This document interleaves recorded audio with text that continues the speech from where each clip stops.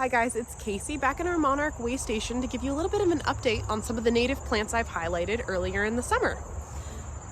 The native pollinator garden is swarming with bees right now in a good way. We love to see all of our pollinators taking advantage of what's in bloom, but just wanted to give you a little view behind me. Those more brown puffs of flowers there is that spotted Joe Pye weed from earlier in the season. Even after that blooms and it's done for its nectar, it is still really an architectural stunner in the garden. Really tall, dark stems, and even its little seed heads are looking pretty incredible. There's a monarch flying around here. This is great. This is a plant we haven't done a video on yet. This is prairie ironweed, which we'll do later, and it's looking great. Huge dark purple flowers. Our swamp milkweed has gone to seed. This, at this point, is not looking so great of an ornamental plant, but we planted it for caterpillars to eat, so that's okay. We're definitely tolerating a little bit of a weaker summer, late summer performance because it's such an important plant to the pollinator garden. We filmed our blunt Mountainmint in early July, and there are still so many pollinators on it. It is just covered in bees. Really an incredible pollinator magnet, and you can see that just that purple or silver shine to it that really makes it glow in the garden. Big fan.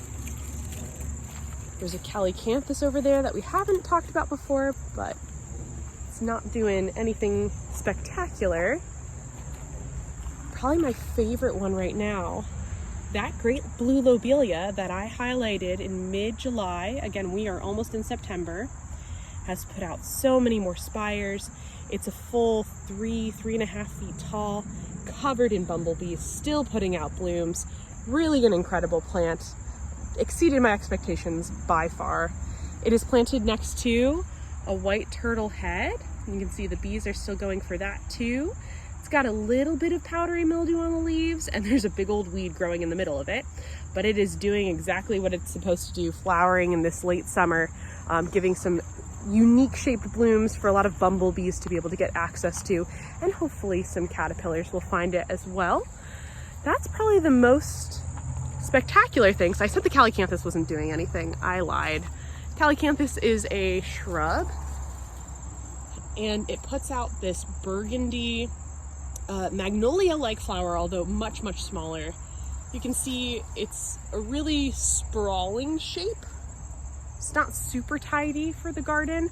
I've always been really interested in it, but seeing it grow in this space, I think it's more suited towards a more naturalized garden versus something that's a little bit more structured, because it is really just wildly taking up space here, but it is putting out flowers, and it has periodically put out flowers throughout the summer. So an interesting, at least, addition to the garden, even if it hasn't been my favorite. So pan over, you're going to see a bunch of annuals as we go through the garden. We're hoping to renovate this space next year to add wider beds. It's been here for 10 to 15 years and has served its function as a labyrinth, but now I think we're going to widen the beds to really accommodate some more space.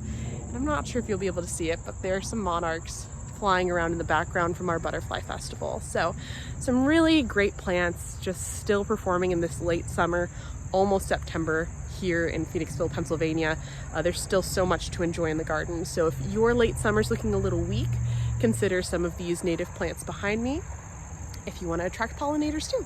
So thanks for watching. Please subscribe if you learned something, and follow our channel.